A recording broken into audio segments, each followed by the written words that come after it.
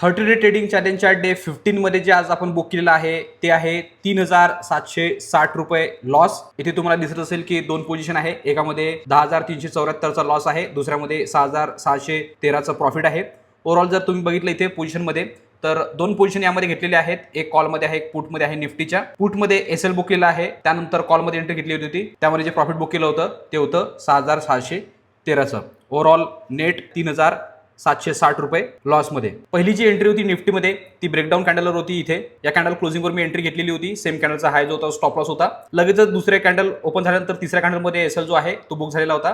त्यानंतर reversal setup जो आहे तो आपला इथे ऍक्टिव्हेट झाला. त्याच्या क्लोजिंगवर मी दुसरा ट्रेड ऍक्टिव्हेट केला लगेचच कॉलमध्ये आणि सेम कॅन्डलचा लो जो होता तो स्टॉप लॉस होता. टार्गेट सरळ सरळ मी डे हायचं ठेवलेलं होतं. स्पेस पूर्ण क्लिअर होता. एक श्युरिटी होती की हा वर जाईल आणि टार्गेट कंप्लीट करणार, तर इझिली हा जो स्टॉप लॉस होता हा कव्हर होणार. बट त्यांनी तसं न करता व्हॉलॅटिलिटी दाखवलेली आहे आणि पूर्ण दिवस एका रेंजमध्येच आज यांनी क्लोजिंग दिलेली आहे. पूर्ण दिवसभर रेंजमध्येच होता. ओव्हरऑल जेव्हा हा इथून खाली आला तर इथे ऑलमोस्ट एसएल जवळ पोहोचलेला होता, बट प्रोटेक्ट करून हा वर गेला. या झोनवर प्रॉपरली मी एक डिसेंट प्रॉफिटमध्ये आलेलो होतो, बट जरा वेट करत होतो कारण की हा टार्गेट जो होता तो ओपन होता. लाईव्ह मध्ये मी कॉमेंट्री पण करत होतो, तिथे मी क्लिअर सांगितलं होतं की आपण इथे बुक करणार नाही आहे, या लेवलसाठी आपण वेट करणार. इथे पण एक चांगलं प्रॉफिट दाखवलं, प्राइस पुन्हा खाली आली, पुन्हा वर गेली. या झोनवर पण एक चांगलं प्रॉफिट दाखवत होतं, बट मी बुक केलं नाही. बट जेव्हा प्राइस खाली आली आणि स्ट्रक्चर बेंड झालं तर या झोनमध्ये जे आहे ते मी त्याला बुक करून घेतलेलं आहे. त्यानंतर जर मार्केट कुठे गेलं नाही तर मी ट्रेड एक्झिक्यूट केला नाही. जर सेम क्वांटिटी जर असती तर पॉईंट वाईज इथे मी जबरदस्त प्रॉफिटमध्ये असतो. बट चॅलेंज 1 लाखावर सुरू आहे, तर 1 लाख मध्ये जेवढी क्वांटिटी बसली तेवढी मी प्रॉपर दोन्ही ट्रेडमध्ये एक्झिक्यूट केलेली आहे.